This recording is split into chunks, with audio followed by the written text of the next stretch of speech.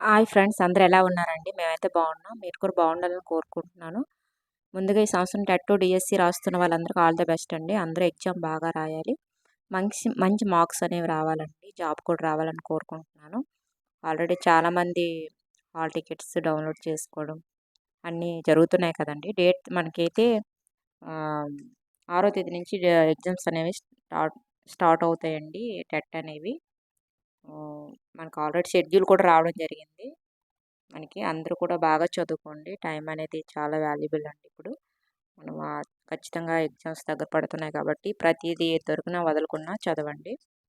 Bits అనేవి అందరూ important బిట్సే చెప్పడం జరుగుతుంది. మన ఫ్రెండ్స్ దగ్గర దొరికిన బిట్స్ కూడా మనం గ్యాదర్ చేసుకుని చదివితే మంచిదండి. మంచి మార్క్స్ అనేవి రావడం జరుగుతుంది. కాంపిటీషన్ కూడా ఫుల్గా ఉందండి. నేను ఇందాక షెడ్యూల్ చూసాను. ఏంటది టెట్కి ఎప్పుడు అప్లై చేయాలి అవన్నీ అయిపోయాయి. హాల్ టికెట్ కొంతమంది డౌన్లోడ్ కూడా చేసుకున్నారండి. అందుకని ఒకసారి చెక్ చేసుకోండి. మీవి ఎప్పుడు పడింది సెంటర్ అనేది మనకు తెలుస్తుంది. ఒకసారి చూసుకోండి. ఈరోజు టాపిక్ ఏంటంటే సోషల్ కంటెంట్ అండి. నేను సైకాలజీ పెట్టాను. ఈరోజేమో సోషల్ కంటెంట్ పెడుతున్నాను. మళ్ళీ రేపు ఏం పెడతానంటే మళ్ళీ సైకాలజీ కంటెంట్ పెడతానండి. అలా రోజు తప్పించి రోజు అనేది కంటెంట్ పెట్టడం జరుగుతుంది. ఇక ఈ 19 పేజ్ ఉంది కదండి, ఇవి నేను ఆల్రెడీ ముందు చెప్పేశాను. అంటే ఈ 19 పేజీ అనేది ముందు వీడియో కంటిన్యూషన్ అండి. ఇది నేను నిన్న పెట్టాను ఈ వీడియో అనేది. దాని కంటిన్యూషన్ ఈరోజు 20వ పేజీ నుంచి నేను పెట్టడం జరుగుతుంది. మీరు పేజీ నెంబర్లు ఒకసారి చెక్ చేసుకోండి. వీడియోస్ మీకు తెలుస్తాయి. ఇవన్నీ కూడా నేను నిన్న చెప్పడం జరిగింది. ఈరోజు ఇక్కడ నుంచి స్టార్ట్ చేస్తానండి. నేను 20వ పేజీ నుంచి ప్రపంచ యుద్ధాల మధ్య ప్రపంచం 1950 రెండవ భాగం అండి. ఇది 1, 2 క్వశ్చన్స్ కూడా ఆల్రెడీ నేను చెప్పేస్తాను. కానీ మనం 3వ క్వశ్చన్ నుంచి మనం ఈరోజు బిట్ స్టార్ట్ చేద్దామండి. ఓకే, ఇప్పుడు బిట్స్లోకి స్టార్ట్ చేద్దాం. బిట్స్ అనేవి వీడియో మాత్రం స్కిప్ చేయకండి, చాలా ఇంపార్టెంట్ బిట్స్. ఓకే, 1917 రష్యా విప్లవ కాలంలో రష్యా చక్రవర్తి ఎవరు అంటే జాన్ నికోలస్ అండి. జాన్ నికోలస్ టూ అండి. 1917 రష్యా విప్లవ కాలంలో రష్యా చక్రవర్తి ఎవరంటే జాన్ నికోలస్ టూ అండి. నెక్స్ట్, ఈ విప్లవం కాలంలో నిరసనకారులు తమకు రొట్టె శాంతి కావాలని ఉద్యమించారంటే రష్యా విప్లవంలోనండి. రష్యా విప్లవ కాలంలో నిరసనకారులు తమకు రొట్టె శాంతి కావాలని ఉద్యమించారు. నెక్స్ట్, 5వది, రష్యాలో విప్లవకారులు ఏర్పాటు చేసిన సంఘాలను ఏమంటారంటే సోవియట్లు అంటామండి. రష్యాలో విప్లవకారులు ఏర్పాటు చేసిన సంఘాలను ఏమంటామండి? సోవియట్లు. నెక్స్ట్, రష్యా కమ్యూనిస్ట్ పార్టీలోని అతివాదులు ఎవరు అంటే బోల్షివిక్లు అండి. రష్యా కమ్యూనిస్ట్ పార్టీలోని అతివాదులు ఎవరంటే బోల్షివిక్లు. నెక్స్ట్, 1917 విప్లవం తర్వాత రష్యాలో ప్రభుత్వాన్ని ఏర్పాటు చేసిన వాడు ఎవరంటే లెనిన్ అండి. 1917 విప్లవం తర్వాత రష్యాలో ప్రభుత్వాన్ని ఏర్పాటు చేసిన వారు ఎవరంటే లెనిన్ అండి. నెక్స్ట్, బోల్షివిక్ నాయకుడు ఎవరు? బోల్షివిక్ నాయకుడు ఎవరంటే వ్లాదిమిర్ లెనిన్ అండి. బోల్షివిక్ నాయకుడు ఎవరండి? Vladimir Lenin. బోల్షివిక్ అంటే ఎవరు? రష్యా కమ్యూనిస్ట్ పార్టీలో అతివాదులు. ఆ అతివాదుల నాయకులు ఎవరంటే వ్లాదిమిర్ లెనిన్ అండి. నెక్స్ట్ మనం చూసుకుంటే యుఎస్ఎస్ఆర్ అనగా సోవియట్ సోషలిస్ట్ రిపబ్లిక్ సమైక్య లేదా union of socialist Soviet republic అండి. ఎబ్రివేషన్ ఖచ్చితంగా అడుగుతారు, ఒకసారి చూసుకోండి, చాలా ఇంపార్టెంట్. నెక్స్ట్ మనం చూసుకుంటే 10వది, యుఎస్ఎస్ఆర్ ఏర్పడిన సంవత్సరం. యుఎస్ఎస్ఆర్ ఏర్పడిన సంవత్సరం అండి 1924. 1924 యుఎస్ఎస్ఆర్ ఏర్పడిన సంవత్సరం అండి అది. నెక్స్ట్, లెనిన్ మరణించిన సంవత్సరం. 1924లోనే మరణించడం జరిగింది. యుఎస్ఎస్ఆర్ ఏర్పడిన సంవత్సరము 1924. లెనిన్ మరణించిన సంవత్సరం కూడా 1924 అండి. నెక్స్ట్, లెనిన్ తర్వాత రష్యా పాలకుడు ఎవరు? లెనిన్ తర్వాత రష్యా పాలకుడు ఎవరు అంటే స్టాలిన్ అండి. లెనిన్ తర్వాత రష్యా పాలకుడు ఎవరంటే స్టాలిన్. నెక్స్ట్, సోవియట్ రష్యాను బలమైన ఆర్థిక శక్తిగా మలిచిన వాడు ఎవరు అంటే స్టాలిన్. సోవియట్ రష్యాను బలమైన ఆర్థిక వ్యవస్థగా మలిచిన వాడు ఎవరంటే స్టాలిన్ అండి. నెక్స్ట్, వేగవంతమైన పారిశ్రామీకరణ, భూముల ఏకీకరణ విధానాన్ని ప్రకటించిన రష్యన్ పాలకుడు ఎవరంటే స్టాలిన్. చూడండి, వేగవంతమైన పారిశ్రామీకరణ, భూముల ఏకీకరణ విధానాన్ని ప్రకటించిన రష్యన్ పాలకుడు ఎవరంటే స్టాలిన్ అండి. నెక్స్ట్, మన క్యాలెండర్ ప్రకారం రష్యాలో ఫిబ్రవరి విప్లవం వచ్చిన తేదీ ఏదంటే మార్చి 12. మన క్యాలెండర్ ప్రకారం రష్యాలో ఫిబ్రవరి విప్లవం వచ్చిన తేదీ ఏదంటే మార్చి 12 అండి. వాళ్ళ క్యాలెండర్కి మన క్యాలెండర్ తేడా ఉంటుంది, చూసుకోండి ఒకసారి. ప్రస్తుతం మనం ఉపయోగిస్తున్న క్యాలెండర్ ఏంటంటే గ్రెగోరియన్ క్యాలెండర్. ప్రస్తుతం మనం ఉపయోగిస్తున్న క్యాలెండర్ ఏంటంటే గ్రెగోరియన్ క్యాలెండర్. నెక్స్ట్ మనం చూసుకుంటే గ్రెగోరియన్ క్యాలెండర్ జూలియస్ క్యాలెండర్కు ఎన్ని రోజుల ముందు ఉంటుందంటే 13 రోజులండి. గ్రెగోరియన్ క్యాలెండర్ అంటే మనం వాడుతున్న క్యాలెండర్ జూలియస్ క్యాలెండర్కి ఎన్ని రోజుల ముందు ఉంటుందంటే 13 రోజులండి. నెక్స్ట్ మనం 18 చూసుకుంటే మన క్యాలెండర్ ప్రకారం రష్యాలో అక్టోబర్ విప్లవం వచ్చిన సంవత్సరం ఎప్పుడంటే 1905 అండి. మన క్యాలెండర్ ప్రకారం రష్యాలో అక్టోబర్ విప్లవం వచ్చిన సంవత్సరం ఏంటంటే 1905. నెక్స్ట్, నికోలస్ II పరారీ అయిన తేదీ. నికోలస్ II పరారీ అయిన తేదీ ఏదంటే 1917 మార్చి 2వ తేదీనండి. 1917 మార్చి 2వ తేదీన నికోలస్ II పరారయడం జరిగిందండి. నెక్స్ట్, పెట్రోగ్రాడ్లో బాల్షివిక్లు తిరుగుబాటు చేసిన సంవత్సరం అంటే 1917 అక్టోబర్ 24. పెట్రోగ్రాడ్లో బోల్షివిక్ తిరుగుబాటు చేసిన సంవత్సరం అంటే 1917 అక్టోబర్ 24. రష్యాలో సోషల్ డెమోక్రటిక్ వర్కర్స్ పార్టీ సామ్యవాద ప్రజాస్వామ్య కార్మికుల పార్టీ అండి. అది స్థాపించిన సంవత్సరం అంటే 1898. రష్యాలో సోషల్ డెమోక్రటిక్ వర్కర్స్ పార్టీ లేదా సామ్యవాద ప్రజాస్వామిక కార్మికుల పార్టీ స్థాపించిన సంవత్సరం 1898. రష్యా చరిత్రలో రక్తసిక్త ఆదివారం విప్లవం వచ్చిన సంవత్సరం ఏదంటే 1905. చూడండి, రష్యా చరిత్రలో రక్తసిక్త ఆదివారం విప్లవం వచ్చిన సంవత్సరం 1905. నెక్స్ట్, రష్యాలో భూముల ఏకీకరణ ప్రారంభించిన సంవత్సరం 1929 అండి. రష్యాలో భూముల ఏకీకరణ ప్రారంభమైన సంవత్సరం అంటే 1929. నెక్స్ట్, రష్యాలో పౌర యుద్ధం జరిగిన కాలం.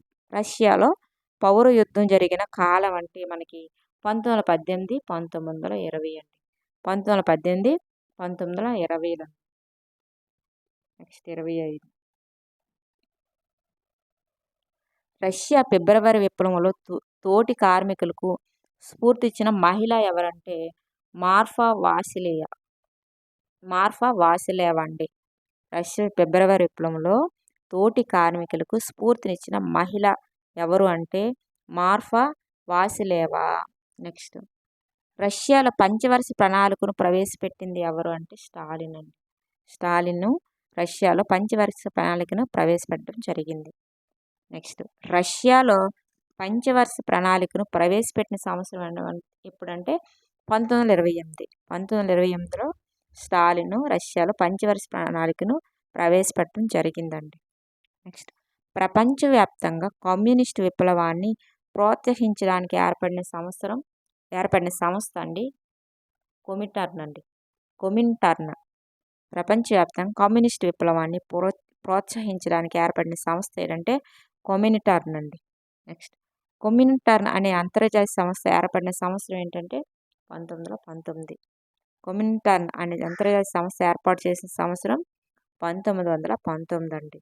నెక్స్ట్, కొమింటర్న్ ఏర్పాటులో ముఖ్య పాత్ర పోషించిన భారతీయుడు ఎవరంటే ఎంఎన్ రాయ్ అండి.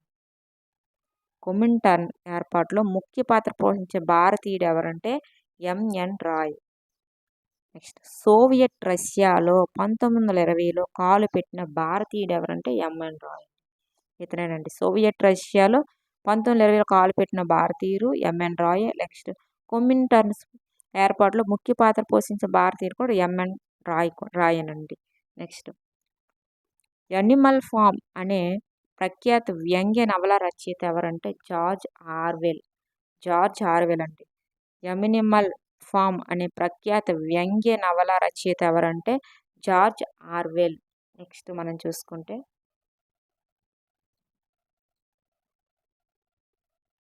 రష్యా విప్లవంలోని ఆదర్శాలను యుఎస్ఎస్ఆర్లో ఎలా నీరుగార్చాలో చిత్రిస్తూ వ్యంగ్య రచన చేసిన వాడు ఎవరంటే జార్జ్ ఆర్వెల్ అండి. రష్యా విప్లవంలోని ఆదర్శాలను యుఎస్ఎస్ఆర్లో ఎలా నీరుగార్చారో చిత్రిస్తూ వ్యంగ్య రచన చేసిన వాడు ఎవరంటే జార్జ్ ఆర్వెల్ అండి. నెక్స్ట్ మనం చూసుకుంటే 21 పేజీలోని ప్రపంచవ్యాప్తంగా ఆర్థిక మాంద్యం కాలం ఎంత? ప్రపంచవ్యాప్తంగా ఆర్థిక మాంద్యం కాలం ఎంత అంటే 1929 నుంచి 1930 వరకు అండి. 1929 నుంచి 1930 వరకు. నెక్స్ట్ ఆర్థిక మాంద్యం యొక్క ముఖ్య పరిణామం ఏంటంటే వస్తువుల గిరాకీ పడిపోవడం. వస్తువుల గిరాకీ పడిపోవడం. నెక్స్ట్ మనం చూసుకుంటే ఆర్థిక మాంద్యం యొక్క ముఖ్య పరిణామం ఏంటంటే మనకి వస్తువుల గిరాకీ పడిపోవడం అండి. ఆర్థిక మాంద్యం యొక్క ముఖ్య పరిణామం ఏంటంటే వస్తువుల గిరాకీ పడిపోవడం. నెక్స్ట్ ఆర్థిక విధానంలో ప్రభుత్వ జోక్యం లేకపోవడమే ఆర్థిక మాంద్యానికి ప్రధాన కారణం అన్నది అంటే జేఎం క్విన్స్ అండి. JM Queens.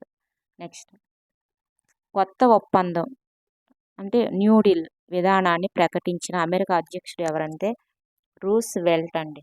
రూస్వెల్ట్. అలాగే అమెరికాలో సామాజిక భద్రతా విధానాన్ని ప్రకటించిన అమెరికా అధ్యక్షుడు ఎవరంటే రూస్వెల్ట్.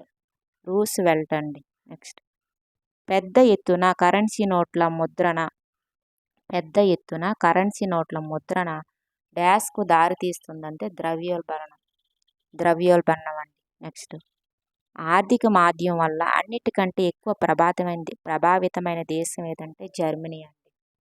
ఆర్థిక మాంద్యం వల్ల అన్నిటికంటే ఎక్కువ ప్రభావితమైన దేశం ఏదంటే జర్మనీ. నెక్స్ట్ అన్నిటికంటే బలమైన జాతికి ప్రపంచాన్ని ఓడించే హక్కు ఉందని పేర్కొన్నవాడు ఎవరంటే హిట్లర్ అండి. అన్నిటికంటే బలమైన జాతికి ప్రపంచాన్ని ఓడించే హక్కు ఉందని పేర్కొన్న వాడు ఎవరు అంటే హిట్లర్ అండి.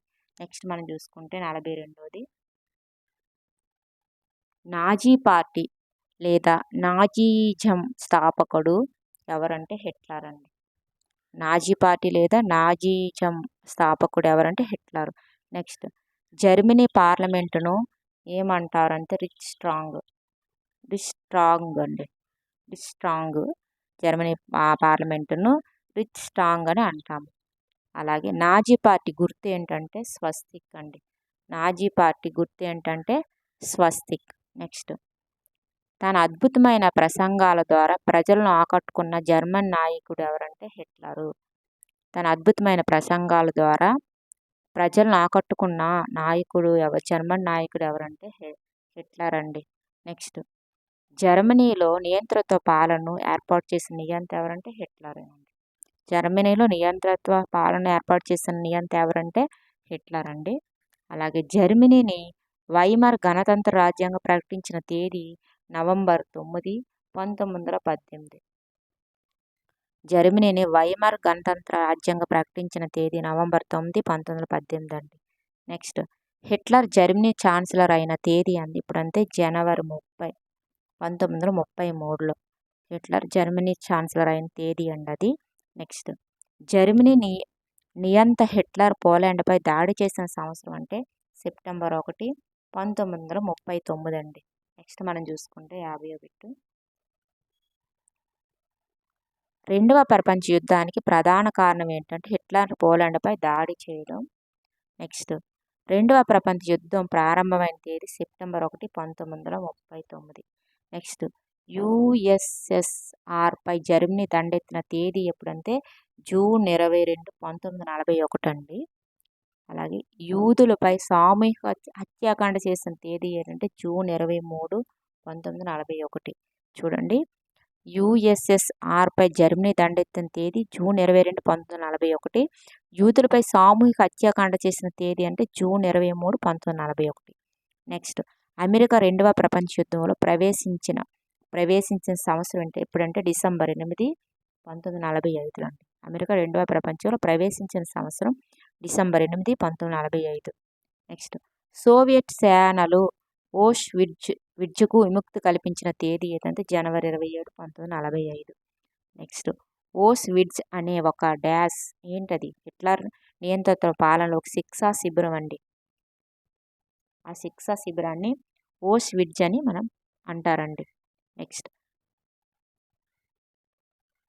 57ది జర్మనీలో నియంతృత్వ పాలనకు కారణమైన చట్టం ఏదంటే ఎనేబ్లింగ్ యాక్ట్ అండి. Enabling act. నెక్స్ట్ హిట్లర్ పాలనలో ఏర్పాటు చేసిన రహస్య పోలీసు బృందం ఏంటంటే గెస్టోపో. ఏంటండి? గెస్టోపో. నెక్స్ట్ హిట్లర్ జర్మనీ ఆర్థిక పునర్నిర్మాణ బాధ్యతను దేశన ఆర్థికవేత్తకు అప్పగించాడు. ఎవరికండి? హజల్మార్ షాకిస్. హజల్మార్ షాకిస్ అండి. నెక్స్ట్ జర్మనీ రాజధాని నగరం బెర్లిన్. జర్మనీ రాజధాని నగరం ఏంటండి? బెర్లిన్.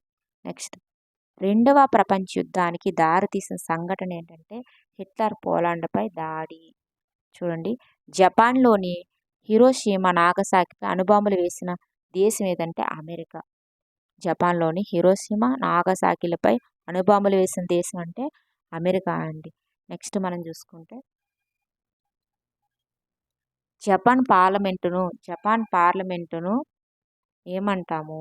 జపాన్ పార్లమెంటును ఏమంటాం అన్నారండి. ఇక్కడ మనకి డైట్ అని అంటాము. జపాన్ పార్లమెంట్ ఏమంటామంటే డైట్ అని అంటాము.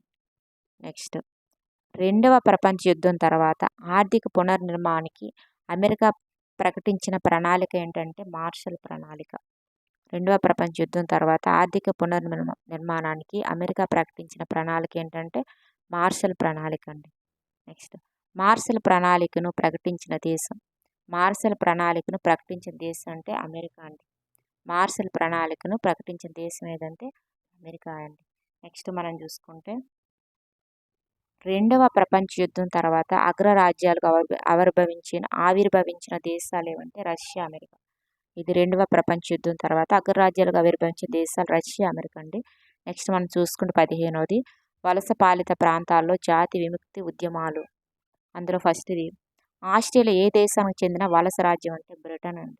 బ్రిటన్కి చెందిన వలస రాజ్యం ఆస్ట్రేలియా అనేది బ్రిటన్ దేశానికి చెందిన వలస రాజ్యం. నెక్స్ట్ 2వ శతాబ్దం ఆరంభంలో చైనాను పాలించిన రాజవంశం ఏదంటే మంచు వంశం అండి. 2వ శతాబ్దం ఆరంభంలో చైనాను పాలించే రాజవంశం అంటే మంచు వంశం. నెక్స్ట్ మంచు సామ్రాజ్యాన్ని కూలదోసి చైనాలో గణతంత్ర రాజ్యాన్ని ఏర్పాటు చేసిన వాడు ఎవరంటే సన్ యట్ సేన్ అండి. మంచు సామ్రాజ్యాన్ని కూలదోసి చైనాలో గణతంత్ర రాజ్యాన్ని ఏర్పాటు చేసిన వాడు ఎవరంటే సన్ యట్ సేన్ అండి. 1911లో చైనాలో గణతంత్ర రాజ్యాన్ని ఏర్పాటు చేసిన వాడు ఎవరంటే సన్ యట్ సన్ అండి. 1911లో చైనాలో గణతంత్ర రాజ్యాన్ని ఏర్పాటు చేసిన వాడు సన్ యట్ సన్ అండి. నెక్స్ట్ మనం చూసుకుంటే 5వది ఆధునిక చైనా నిర్మాత ఎవరంటే సన్ యట్ సేన్ అండి. సన్ యట్ సేన్ ఆధునిక చైనా నిర్మాత సన్ యట్ సేన్. నెక్స్ట్ చైనాలో సన్ యట్ సేన్ అమలుపరిచిన 3 సిద్ధాంతాలు ఏంటంటే సన్ మిన్ చూయి లేదా జాతీయవాదం, ప్రజాస్వామ్యం, సామ్యవాదం. సన్ మిన్ చూయి లేదా జాతీయవాదం, ప్రజాస్వామ్యం లేదా సామ్యవాదం అండి. నెక్స్ట్ వర్సెల్ శాంతి ఒప్పంద నిర్ణయాలను నిర్ణయిస్తూ చైనాలో జరిగిన ఉద్యమం ఎప్పుడు మే 4 ఉద్యమం అండి. మే 4 ఉద్యమం. సన్ యట్ సేన్ స్థాపించిన పార్టీ ఏదంటే గుయోమిండాంగ్ లేదా KMT. Next sun at Sen మరణం తర్వాత గుయోమిండాంగ్ పార్టీ నాయకుడు ఎవరంటే చియాంగ్ కై షేక్ అండి. నెక్స్ట్ చైనాని సైనిక దేశంగా మార్చిన వాడు ఎవరంటే చియాంగ్ కై షేక్ అండి. నెక్స్ట్ చైనాలోని మధ్యతరగతి పట్టణ వాసులను ఏమంటారంటే షియావో షిమిన్. చైనాలోని మధ్యతరగతి పట్టణ వాసులను ఏమంటారంటే షియావో షిమిన్. నెక్స్ట్ పేకింగ్ విశ్వవిద్యాలయాన్ని స్థాపించిన సంవత్సరం. పేకింగ్ విశ్వవిద్యాలయాన్ని స్థాపించిన సంవత్సరం అంటే 1902 అండి. నెక్స్ట్ చైనా కమ్యూనిస్ట్ పార్టీ ఏర్పడిన సంవత్సరం ఏదంటే 1921. చైనా కమ్యూనిస్ట్ పార్టీ ఏర్పడిన సంవత్సరం ఏంటంటే 1921. మావో జడాంగ్ ఏ పార్టీకి చెందినవాడంటే చైనా కమ్యూనిస్ట్ పార్టీకి అండి. చైనా కమ్యూనిస్ట్ పార్టీకి చెందినవాడు. తర్వాత మావో జడాంగ్ లాంగ్ మార్చ్ని నిర్వహించిన సంవత్సరం ఎప్పుడు అంటే 1934. నెక్స్ట్ చైనాలో రైతాంగ విప్లవం చేపట్టినది ఎవరు అంటే మావో జడాంగ్ అండి. చైనాలో రైతాంగ విప్లవం చేపట్టినది మావో జడాంగ్. నెక్స్ట్ చైనా గణతంత్రం ఏర్పడిన సంవత్సరం ఏదంటే 1949. 1949లో చైనా గణతంత్రం ఏర్పడిందండి. నెక్స్ట్ వియత్నాం వీరి వలస రాజ్యం ఫ్రాన్స్ అండి. వియత్నాం ఎవరి వలస రాజ్యం అండి? ఫ్రాన్స్ అండి. నెక్స్ట్ మనం చూసుకుంటే వియత్నామీలను నాగరికులుగా చేయడం మా బాధ్యత అని ప్రకటించిన యూరప్ దేశం ఏదంటే ఫ్రాన్స్. నెక్స్ట్ వియత్నాంలో కమ్యూనిస్ట్ పార్టీ స్థాపకులు ఎవరంటే హో షి మిన్ అండి. నెక్స్ట్ వియత్నాం గణతంత్ర పోరాట సమితిని ఏమంటారు అంటే విత్ మిన్ అండి. With min.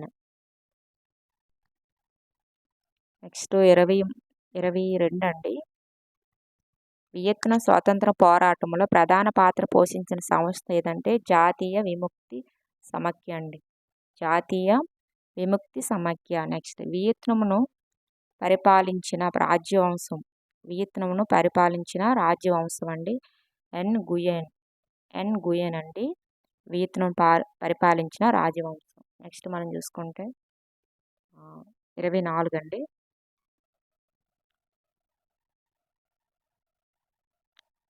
జపాన్ వియత్నాంను ఆక్రమించిన సంవత్సరం ఏదంటే 1940 అండి. జపాన్ వియత్నాంను ఆక్రమించిన సంవత్సరం ఏదంటే 1940. అలాగే వియత్నాంలో నియంతృత్వం ప్రభుత్వాన్ని ఏర్పాటు చేసిన వాడంటే ఎన్గోడిన్ డీమ్ అండి. ఎన్గోడిన్ డీమ్. నెక్స్ట్ మనం చూసుకుంటే అమెరికా యుద్ధ విమానాలు వియత్నాంపై చల్లిన విష పదార్థం ఏంటంటే ఏజెంట్ ఆరెంజ్ అండి. అమెరికా యుద్ధ విమానాలు వియత్నాంపై చల్లిన విష పదార్థం ఏంటంటే ఏజెంట్ ఆరెంజ్. ఈ రోజుతో ఈ బిట్స్ ఇంతవరకేనండి. ముందు వీడియో ఒకసారి చూసుకోండి, చాలా ఇంపార్టెంట్ బిట్స్. దీని కంటిన్యూషన్ కూడా నేను చెప్పడం జరుగుతుంది. ఒకసారి పాత వీడియోస్ కూడా ఒకసారి చెక్ చేయండి. సోషల్ కంటెంట్ కానీ సైన్స్ కంటెంట్ కానీ అన్ని కంటెంట్లు చేస్తాను. అలాగే సైకాలజీ కూడా ఒకసారి చెక్ చేయండి, చాలా ఇంపార్టెంట్ బిట్స్. ఓకే అండి, మరొక వీడియోతో మళ్ళీ కలుసుకుందాం.